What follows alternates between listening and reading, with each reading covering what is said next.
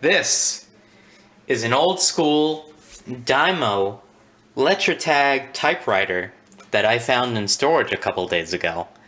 This thing is probably from around 2007, from what I could tell. This thing is awesome. When I was a kid, I used to use this thing all the time. My mother actually needed it to label some stuff here and there, but occasionally I would screw around with it and make my own labels, and it was really fun. This thing, like I said, we've had since about 2007. There's no date or serial code or anything on it, but I just looked up some pictures of it, and the closest I could find to this model was from the 2007 versions. Probably from 2008 too, I don't know, but 2007 was the first one that came up, and that sounds about reasonable considering we've had this thing fucking forever. So let's power it on. Oh, before I do that, look at how many fucking batteries this thing takes. That's 4 AA batteries right there. Unbelievable. So we power it on. Get that big fucking text screen.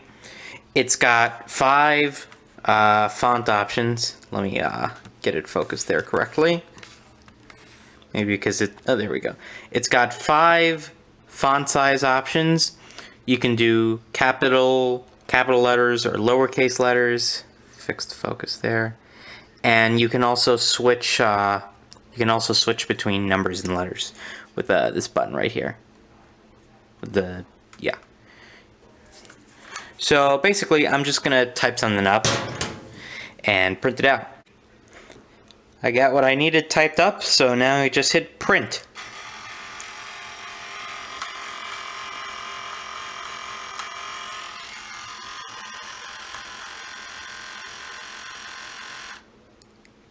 God, that was nice. And then if you want to cut it, you just... and voila.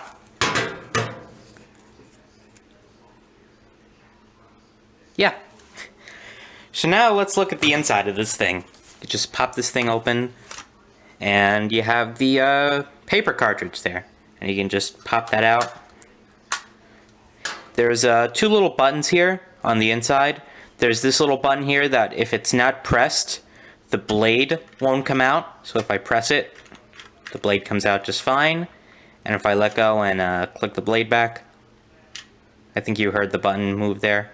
And then there's this little switch here. I'm not sure what that does, but when I push the paper cartridge back in, it'll actually push the switch back this way.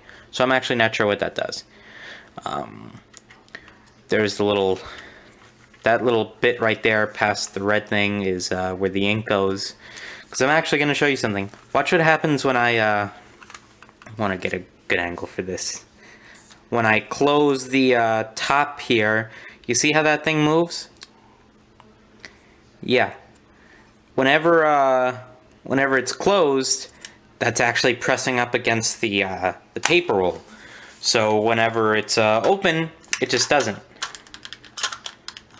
And it actually won't roll the paper if this part's open because the ink bit is actually kind of pressing up against the paper, so the little roller can push it out. So I always thought that was kind of interesting. As far as options, there is a good few. Well, here it's format, not really options. So there's the size of the font, which like I showed you, there's 5 different sizes. I'm not going to demonstrate them all because that would take up too much time.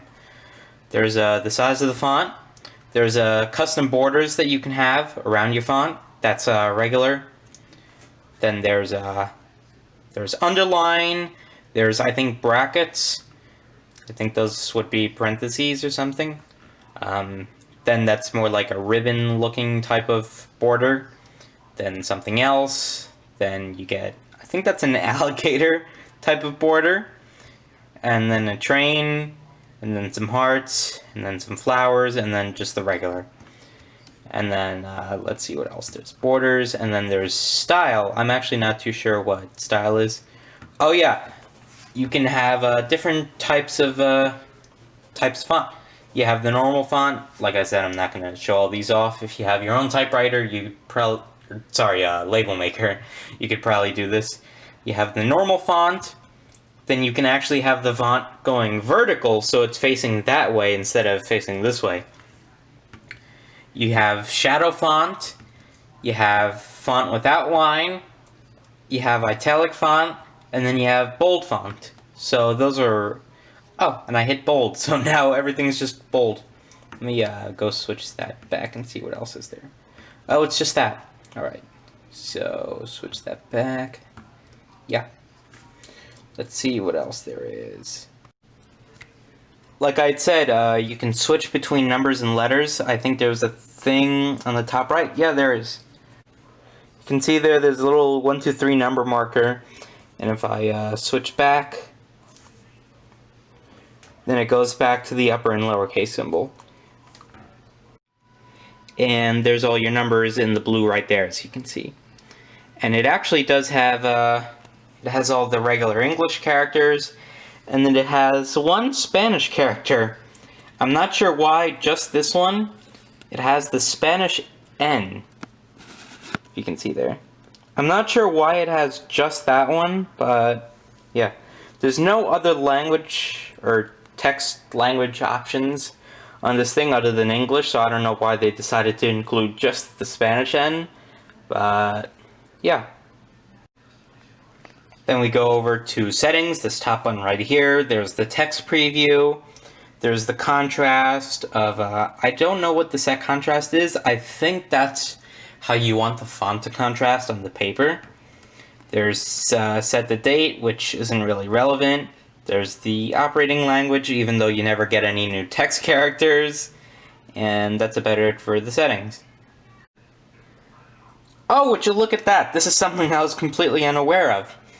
If you go over to insert, you can insert symbols, which would be stuff like these dollar signs, and then different characters, exclamations, stuff like that.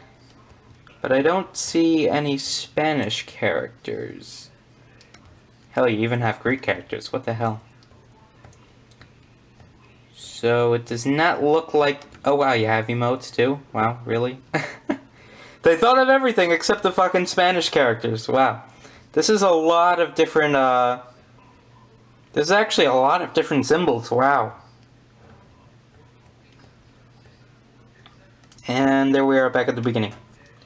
So let's go back to date, second line. Date, I am not sure what that does. Oh.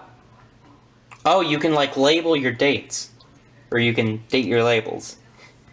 Date, second line, which is obvious, and that looks like that's all that it has to offer. Now, when it comes to using this thing day to day, I don't really know if there would be a good function for it, because there's nothing here that really needs labels. And besides, if you can't tell, let me get the focus in on there, that the paper cartridge is starting to really go empty. You can see there that little white strip in that little black crevice. That's actually what's left of the paper. I'm assuming when this thing was new, it was completely loaded up. And I wouldn't be surprised if this is actually its original paper cartridge. I'm not all too sure. This thing was never used that much to begin with, so maybe. But whenever I do need it, it's fucking ready. It's fucking old, and it's fucking awesome. So that's gonna do it for this one. Thanks for watching, and I hope you enjoyed.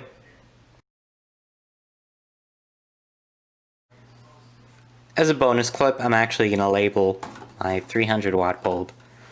So to take the stick to get the labeling part on, you just take this little bit of tape off here. There's two pieces of it, each going like halfway down the thing. So I'll get that off, and then I'll stick this label somewhere on the box. There's the other side, and let's stick it on the side.